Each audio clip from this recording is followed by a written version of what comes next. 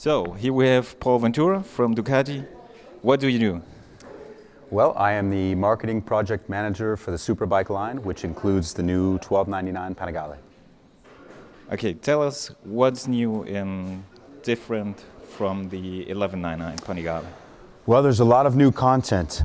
This is actually a very significantly changed bike. We can start with the style. The bike is basically changed in all the major areas. All the fairings are changed. We have a wider front and a higher windscreen by 20 millimeters, which creates a larger aerodynamic bubble for the rider. The side fairings are changed as well. And then probably most noticeably, you can see the split tail here, which clearly marks this as the new 1299. We've made a number of ergonomic changes, including a new, more comfortable and grippy seat. We've got some new extra grippy foot pegs. These are the performance foot pegs that you see here, but also on the standard bikes, they are the new improved foot pegs. We've made a number of getting into the heart of the bike. The engine is big new content. It's a completely new engine. It's got a larger displacement with a gigantic piston. It's making a lot more power. We're at 205 horsepower now and around 145 newton meters of torque, which is a lot.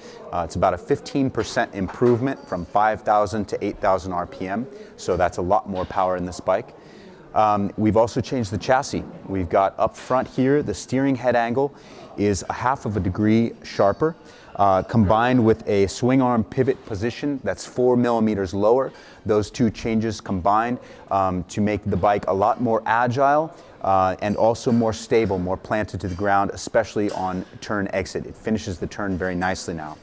And then also we've got a lot of new electronic content in this bike. It starts with a Bosch inertial measurement unit, a Bosch inertial platform that is kind of the basis of a lot of this bike's electronics.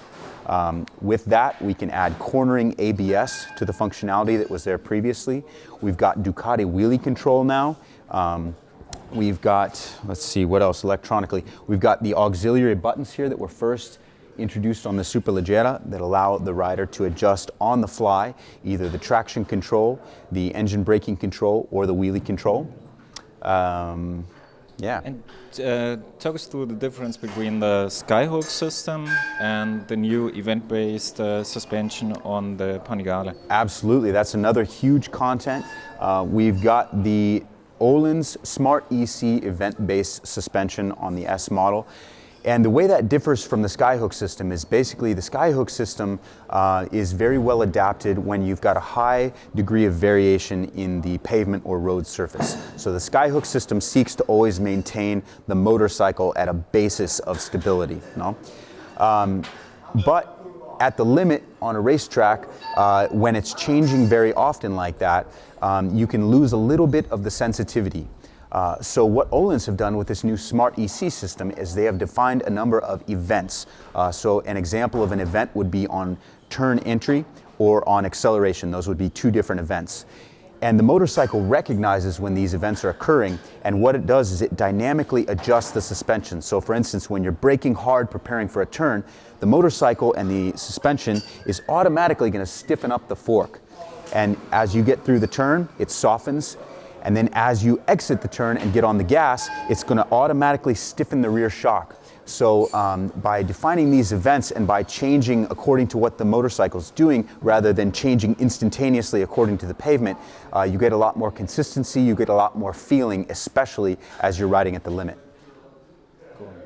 So who's going to be the typical guy buying this new Superbike, and what is going to wait for him? And what is? What has he got to expect from the new one, if he knows the old one? Absolutely. I would say that the typical customer is someone who is a performance enthusiast. You know, this is the top of the line Ducati Superbike, not counting the Superleggera, but this is the top of the line bike that we've gotten in the range.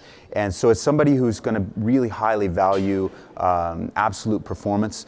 Someone who typically does a lot of road riding, but also goes on the track, either with track days or actually with some amateur racing could be as well. What they're going to get from this bike over the 1199 Panigale, they're going to get an increase in performance. They're going to get the typical Ducati performance, which includes a lot of mid-range from the classic Ducati twin-cylinder. They're going to get extremely agile handling, and more importantly, with this bike compared to the old one, it's easier to use. You know, it's something that has become, on one side, much more performance, but on the other side, much more rider-friendly. So they're really going to get a lot. Okay. Paul, thank you very much. Thank you.